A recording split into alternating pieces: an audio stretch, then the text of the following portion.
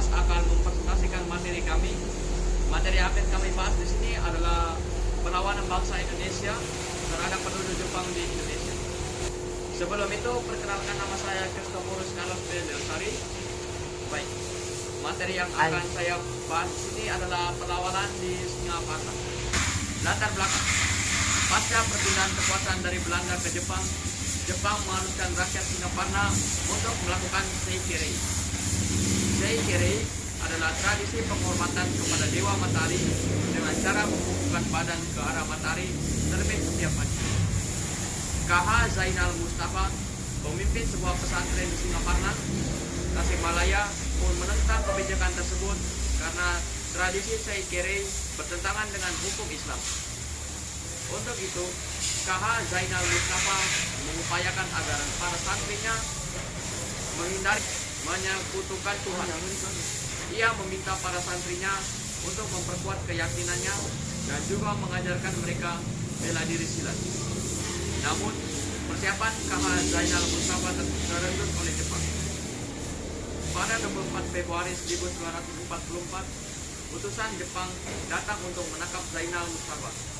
Namun, berkat perlawanan dari rakyat dari para santri, Jepang gagal menangkap Zainal dan mundur ke Tasikmalaya.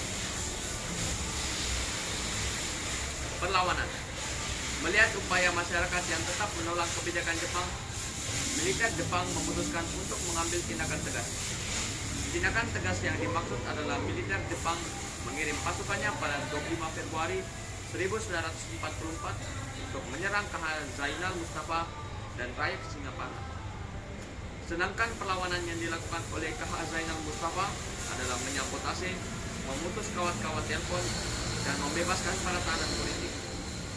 Zainal juga meminta para santrinya untuk menyiapkan bambu runcing dan golok untuk melawan Jepang. Sayangnya, dalam pertempuran ini, rakyat Singaparna mengalami kekalahan. Rakyat Singaparna berhasil ditangkap oleh Jepang dan KH Zainal Mustafa dijatuhi hukuman mati. Dampak dari peristiwa perlawanan rakyat Singaparna, dampak yang terjadi adalah sebagai berikut.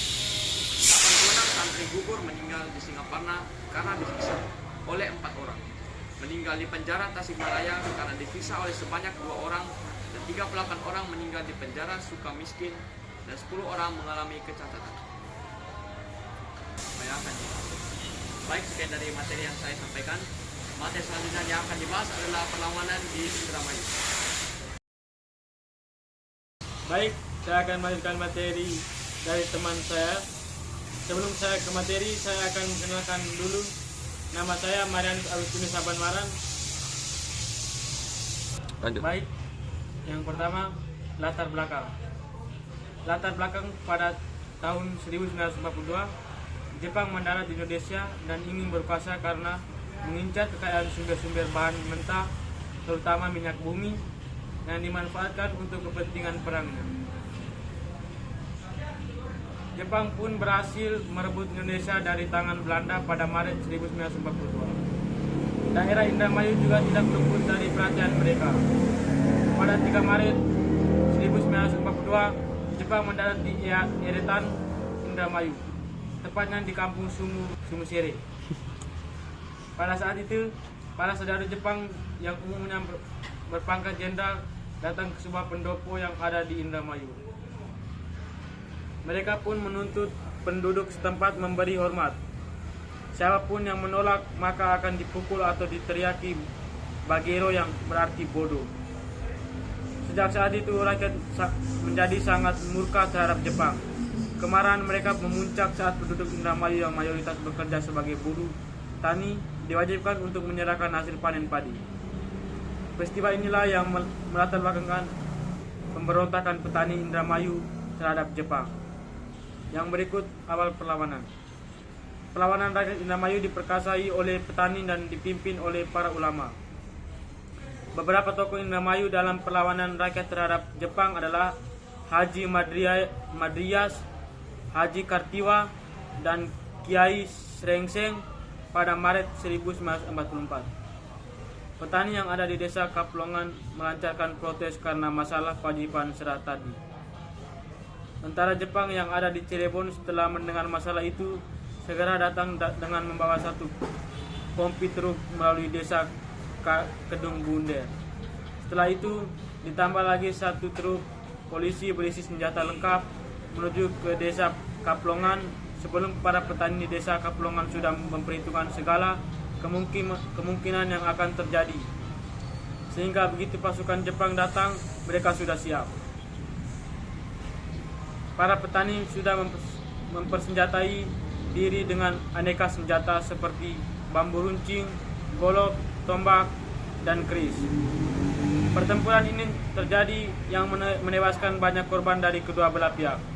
Dari desa Kaplongan sendiri ada 4 orang yang meninggal karena ditembak tentara Jepang, yakni Abu Hasan, Tobur, Abdul Qadir, dan Kosin.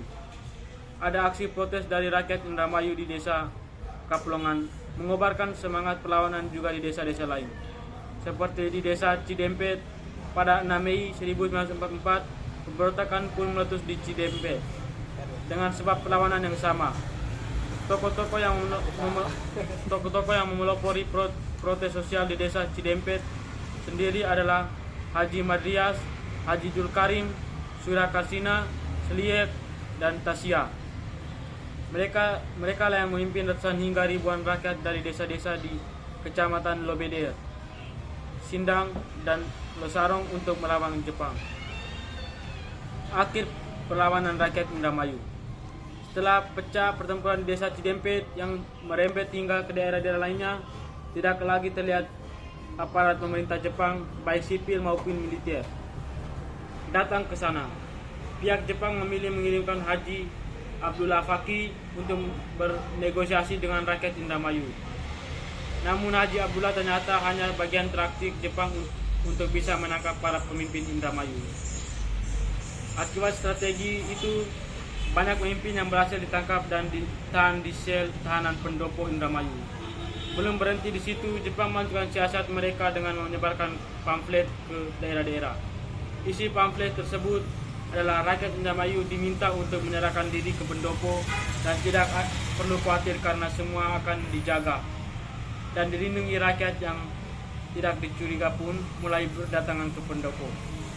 Perlawanan dari rakyat Indramayu terhadap Jepang berakhir karena banyaknya para kiai dan ulama desa yang ditangkap. Selain itu, peristiwa proklamasi kemerdekaan Indonesia membuat Jepang angkat kaki dari Indramayu. Berikut dampak pemberontakan petani Indramayu yang berakhir pada bentrok fisik membuat korban jiwa berjatuhan. Banyak tentara Jepang yang tewas, begitu pula dengan para petani dan ulama yang gugur atau dipenjara oleh Jepang. Kendati demikian, pasca perlawanan berlangsung, rakyat Indramayu justru semakin giat bekerja karena hasil panen tidak lagi disetor kepada Jepang yang telah angkat kaki dari Indonesia. Baik, sekian dari materi perlawanan Indramayu. Materi terakhir akan dibawakan oleh teman saya, Mus. Baik, sebelum ke materi, perkenalkan nama saya Hans Gadus Sinawaking. Materi yang akan saya bahas tentang peta di Blitar. Latar belakang peta di Blitar. Pemberontakan peta di Blitar sendiri adalah karena adanya perlakuan diskriminatif dari prajurit Jepang terhadap anggota peta dan keramaan anggota peta terhadap militer Jepang yang telah membuat rakyat Indonesia banyak menderita. Tak tahan melihat rumusan pemberontakan dipicu terjadinya isu latihan militer. Sore itu, anggota di Anda Blitar baru pulang latihan. Tiba-tiba mereka mendengar jeritan para petani. Petani dipaksa menjual padinya kepada Kumiai, organisasi pembeli padi, melalui jatah yang telah ditentukan. Itu mengakibatkan padi itu membutuhkan keluarganya sendiri tak cukup. Mereka terancam kelaparan. Para tentara peta juga mendengar Jepang telah memerintahkan pembilau telur besar-besaran dengan harga murah untuk tentara peta. Padahal mereka sendiri tidak pernah mendapatkan jatah telur. Kerja paksa zaman penjajahan, kekecewaan tentara peta makin menjadi-jadi ketika mereka ditugaskan mengawas pekerjaan para Romusa membangun kutub di pantai selatan. Sejak di sini hari para Romusa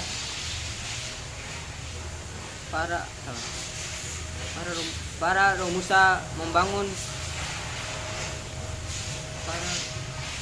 para Romusa dipaksa bekerja berat hingga sore, tanpa makan dan tanpa upah. Makanan dan bantuan kesehatan sangat minim sehingga separuh dari mereka jatuh sakit dan meninggal di waktu singkat. Pada akhir 1944, jumlah penduduk laki-laki dan di desa-desa sekitar mereka berkurang sehingga sebagai gantinya dikerahkan Romusa perempuan. Para perempuan pun mengalami penyiksaan dan menjadi korban. Jumlah korban Romusa perempuan lebih banyak dari Romusa laki-laki. Memunculkan rasa nasionalisme dan keprihatinan dari para tentara peta Blitar. Supriyadi pun pernah melanggar rapat rahasia. Saat itu ia mengungkapkan bahwa tujuan perlawanan adalah untuk mencapai kemerdekaan. Kemudian Codanco Suparjono juga kerap mengajak bahwanya untuk menyaksikan Indonesia Raya dan Timur Matahari. Soedanco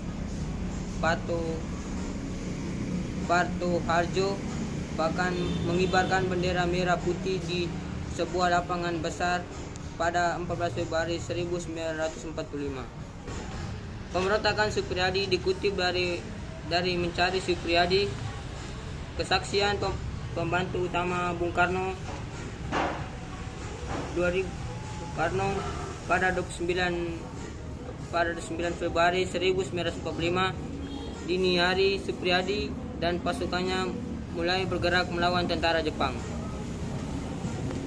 Mereka melepaskan tembakan mortir, senapan mesin dan granat. Setelah granat lalu keluar dengan senjata lengkap. Setelah Jepang mengetahui adanya aksi itu, Jepang segera mendatangkan pasukannya. Pasukan Jepang juga dipersenjatai tank dan pesawat udara. Mereka mencoba menghalau tentara peta untuk melakukan perlawanan. Kekuatan tentara Jepang sulit ditandingi. Jepang menguasai seluruh kota Blitar. Pemimpin tentara Jepang pun menyuruh agar tentara peta menyerah dan kembali ke kesatuan masing-masing. Perlawanan rakyat terhadap Jepang, beberapa kesatuan tunduk para pemerintah Jepang. Akan tetapi mereka yang kembali justru ditangkap, ditahan dan disiksa polisi Jepang. Kurang lebih setengah pasukan Supriyadi kembali, namun Supriyadi sendiri, Marudi dan sisa pasukannya tetap setia melawan. Mereka membuat pertahanan di lereng Gunung Kiwi dan distrik Pare. Jepang berupaya menahan perlawanan Supriyadi dengan memblokir serta mengepung pertahanannya. Namun pasukan sulit mematahkan tekad dan keletahan menggunakan tipu muslihat. Latar belakang dan posisi Jepang. Komandan pasukan Jepang, Kolonel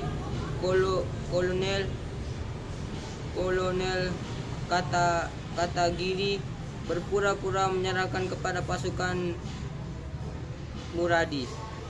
Kolonel Katagiri kemudian bertukar pikiran dengan anggota pasukan peta dengan halus. Sikap itu mengembalikan para hati pemuda dan sebelumnya geram terhadap Jepang.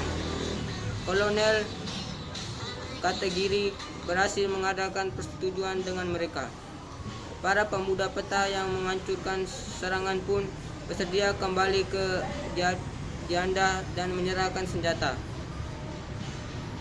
Kartagiri menjanjikan pemberontakan yang telah terjadi hanya masalah inter yang tak perlu dibawa ke pengadilan militer. Semua akan diurus oleh Danco Sukarmat. Sistem pemerintahan militer Jepang di Indonesia dijebak berdasarkan kesepakatan itu.